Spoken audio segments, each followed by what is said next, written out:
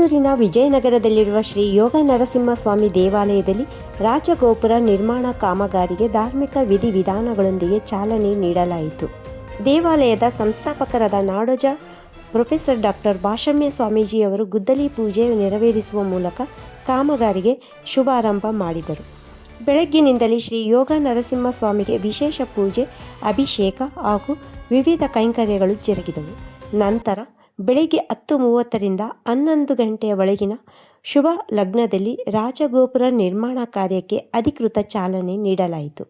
ಈ ಸಂದರ್ಭದಲ್ಲಿ ಮಾತನಾಡಿದ ಭಾಷಮ್ಯ ಸ್ವಾಮೀಜಿಯವರು, ದೇವಾಲಯದ ಸಮಗ್ರ ಅಭಿವೃದ್ಧಿಗೆ ಆದ್ಯತೆ ನೀಡಲಾಗುತ್ತಿದ್ದು, ಭಕ್ತರಿಗೆ ಅಗತ್ಯವಿರುವ ಸಕಲ ಸೌಲಭ್ಯಗಳನ್ನು ಹಂತ ಹಂತವಾಗಿ ಕಲ್ಪಿಸಲಾಗುವುದು ಎಂದು ತಿಳಿಸಿದರು. ರಾಜಗೋಪುರ ನಿರ್ಮಾಣದಿಂದ ದೇಗುಲದ ಭವ್ಯತೆ ಮತ್ತಷ್ಟು ಹೆಚ್ಚಲಿದೆ ಎಂದರು.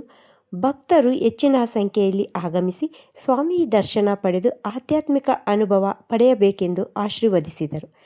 ಕಾರ್ಯಕ್ರಮದ ಅಂಗವಾಗಿ ದೇವಸ್ಥಾನಕ್ಕೆ ಆಗಮಿಸಿದ ಭಕ್ತಾದಿಗಳಿಗೆ ಅನ್ನ ಸಂತರ್ಪಣೆ ಹಾಗೂ ಪ್ರಸಾದ ವಿತರಣೆ ವ್ಯವಸ್ಥೆ ಮಾಡಲಾಗಿತ್ತು.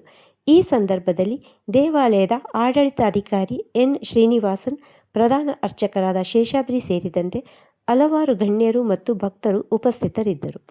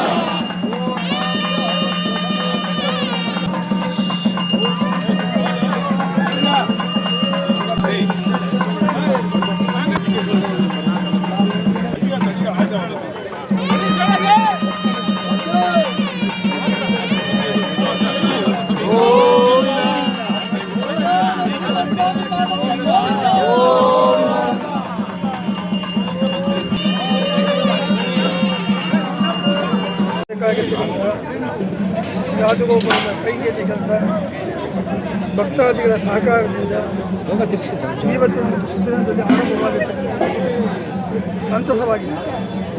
ಮುಖ್ಯವಾಗಿರ್ತಕ್ಕಂಥದ್ದು ಸಂಕಲ್ಪ ತೊಟ್ಟಿರ್ತಕ್ಕಂಥದ್ದು ವಿಜಯನಗರ ಸಾಮ್ರಾಜ್ಯದಲ್ಲಿ ಗತಿಸಿ ಹೋಗಿರ್ತಕ್ಕಂಥ ಸಾಮ್ರಾಜ್ಯವನ್ನು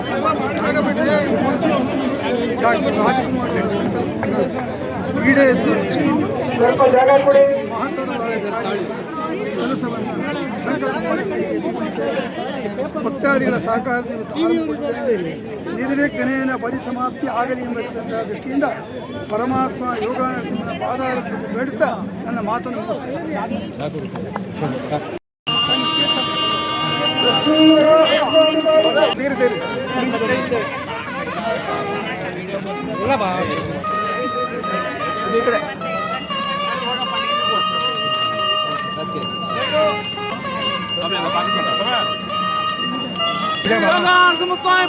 ಗೋವಿಂದ